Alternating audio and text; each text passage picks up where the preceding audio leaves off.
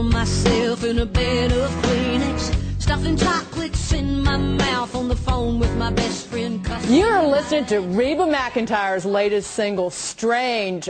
33 #1 hits, 2 Grammys, 7 CMA awards, and a brand new album released just today, Keep on Loving You. Reba McEntire is a legend in the country music business and in business in general, and she joins us now from Nashville, Tennessee. Reba, it's so great of you to be here. Thank you so much.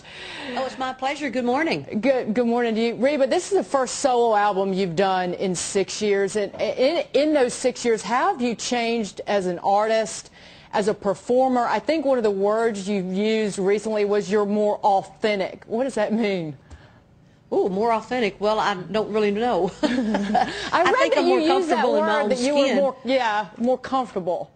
Yeah, a lot more comfortable in my own skin now. You know, you mature, you get happy what you're doing. I was doing the television show in Los Angeles and loving that, the Reba TV show, and then this album coming back into it. Of course, 2 years ago I did the duet album with all my friends, and that was a lot of fun. But to get to come back and do an album, just myself singing with the musicians, having a wonderful time in the studio, and I'm really curious to see what the fans are going to think about this new album. And the band and I are looking forward to getting to go tour with this album and putting them on stage and seeing what the fans think when we do it live. Well, Ms. McEntire, I want you to know something. Dagan was off yesterday. She's supposed to be off tomorrow. She came in. I said, why'd you take a 4-day weekend? And she said, because you were on the show. That's true. Oh, my gosh. That's a true story. Well, that's the sweetest thing. Thank you very much. So, but I want to get to the business side a little bit if we can. It's Fox Business. Okay. You left your longtime record label, signed with a new label, reunited you with one of your friends and I guess co-creators of a lot of great music. Why make the change at this point? Well, my record contract at the time was up, and I wanted to go back with Scott Borchetta. He had formed a new record label called Valerie Music Company, and Scott and I had worked many singles together and over at MCA, and a lot of his team I'd worked with before, and I thought it was time to reunite the team, get them all together, meaning me with them, and it's been a lot of fun. We're on the 2nd single already off this new album and having a blast with it. Reba, you're not just an artist, but you're a businesswoman, and you decide to pre-sell this album on QVC. What made you decide to do that? How'd it go? Well, nowadays you have to find every avenue possible, because we find out that about 50% of our consumers don't have computers at their home. So what we need to do is, you know, we're relying a lot right now on downloading off iTunes and downloading using computers, instead of having our regular stores where people used to go in and buy.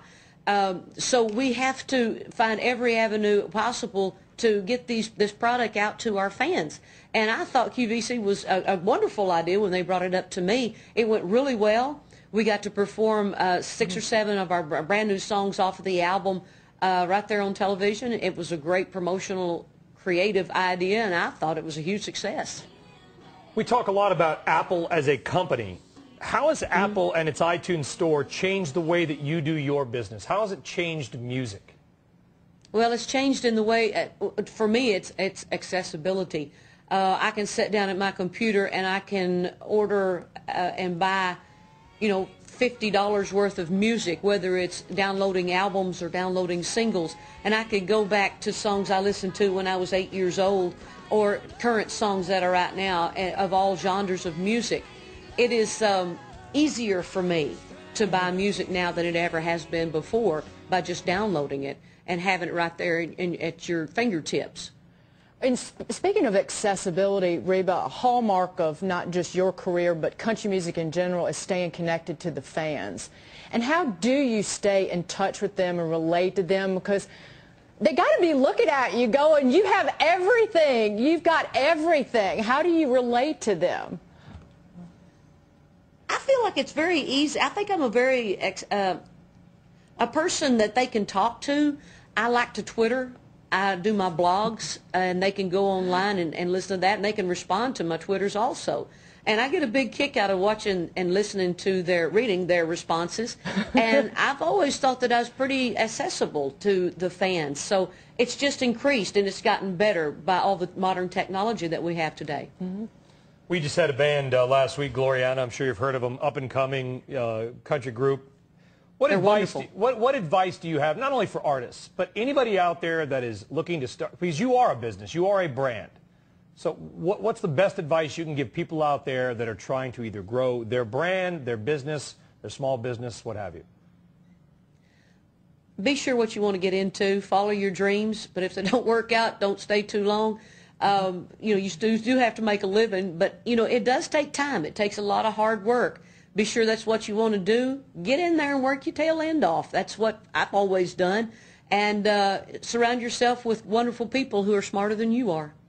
Reba, it was great to see you. I wish we had more time with you, but I'm glad we had the time that we did. Reba McEntire, it was my pleasure. Thank you very much. Our pleasure, Reba. Best of luck with the new album. Keep on loving you. In stores today. Reba, be well.